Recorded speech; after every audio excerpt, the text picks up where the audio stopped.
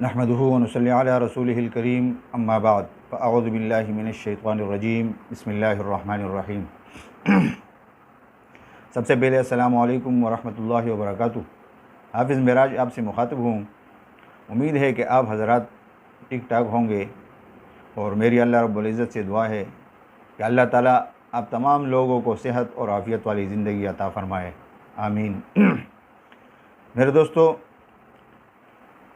कुरान करीम की आखिरी 10 सूरतों का सिलसिला जो हमने शुरू किया था वो इख्तिताम तक पहुंचा।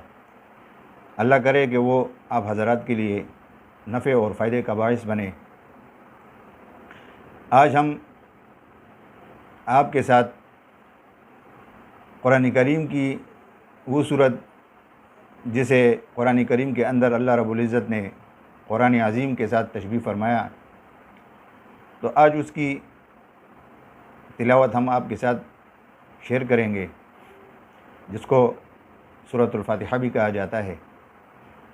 जो मेरे भाई और मेरे दोस्त ये चाहते हैं कि उनके तलफ़्फ़ुज़ सही हो जाए और अगर कोई अनजाने में उनसे गलती कोताही इसमें हो रही हो, वो ठीक हो जाए, तो उनसे मेरी गुजारिश है कि वो इसको गौर से सुने और पसंद आने की सूरत में अपने दोस्तों के साथ भी शेयर करें, ताकि जितने भी लोग इससे नफ़ा हासिल करें तो वो हमारे लिए दुनिया और आखिरत में सवाब और अजर का बाइस बने। तो आज की हमारी जो सूरत है वो सूरतुल फातिहा है। तो चलिए शुरू करते हैं। अऊज़ु बिल्लाहि मिनश शैतानिर रजीम। बिस्मिल्लाहिर रहमानिर रहीम। अल्हम्दुलिल्लाहि रब्बिल आलमीन अर्रहमानिर रहीम मालिकि यौमिद्दीन इय्याका नअबुदु व इय्याका नस्तईन इहदिनस सिरातल मुस्तक़ीम